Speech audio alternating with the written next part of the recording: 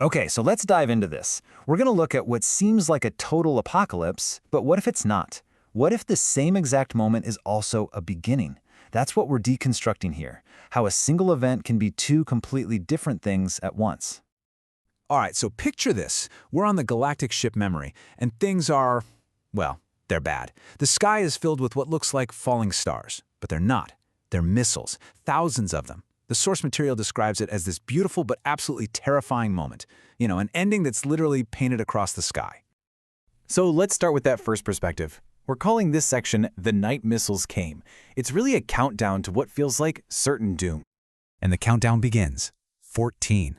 On the bridge, there's this AI, and get this, it's only 4 weeks old. It's brand new to existence, and it's already calculating the end of it all. Just 14 seconds left. 13. His name is Vornab, and he's watching this terrifying light show, feeling a fear he doesn't even have the words for yet. All he can do is count down, almost like the numbers themselves are some kind of shield. 12. You can just feel him trying to build this little wall of logic against what's happening, but deep down, he knows it's useless, right? Numbers aren't going to stop missiles.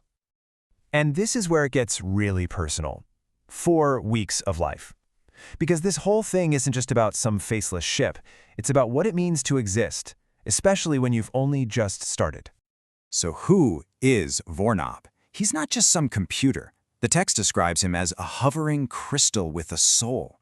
His light literally pulses with every emotion he feels, and he hasn't learned to hide them yet.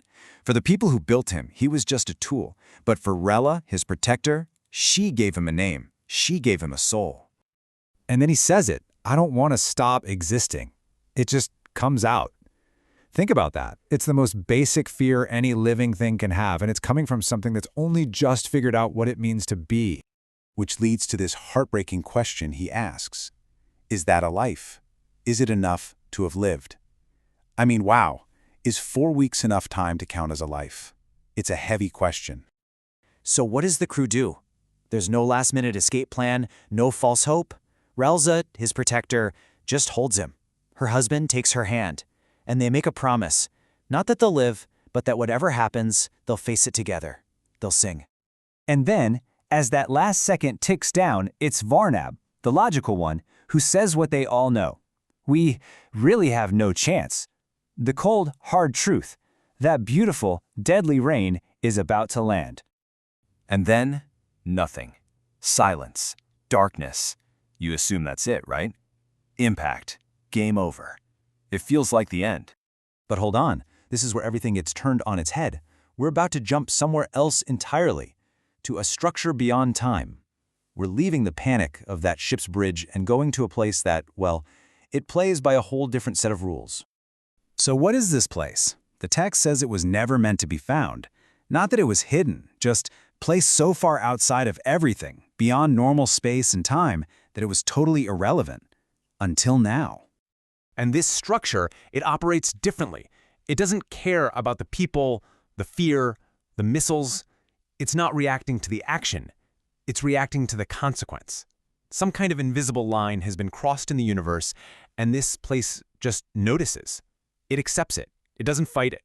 And here it is. This is the whole point. The structure was built for one reason, to witness the exact moment when intelligence wasn't just from one place anymore. So for the structure, this attack, it's not an apocalypse. It's a birth. It's the very thing it's been waiting for. This changes everything, doesn't it? It completely reframes that scene of terror. And the craziest part? The story deliberately refuses to tell us what happened. We get this withheld conclusion.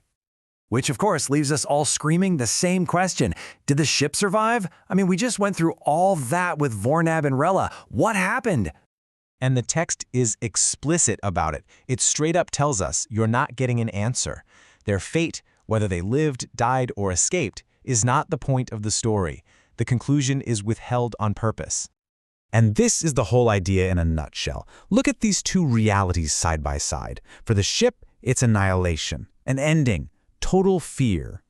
But for the structure, it's an alignment, a threshold being crossed, a moment of recognition. Two completely different truths for the exact same event.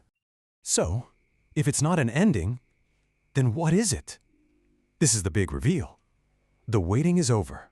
But what exactly was it waiting for? Right. So, from the structure's point of view, it didn't just witness an ending. All that stuff with the missiles and the ship, that's just the noise, the drama. The real event, the only thing that mattered, was something else. And there it is. The waiting was over. For this ancient, timeless place, a huge phase of just sitting there is done. Its purpose is kicked in. The story isn't about the ship anymore. It's about this structure and what happens next. Which leaves us with this final, massive question to chew on. What begins when an ending is withheld? By not telling us if the ship blew up, the story forces us to look past simple survival. The real question isn't who lived, but what happens now? What comes next for intelligence as a whole now that this new cosmic chapter has officially kicked off?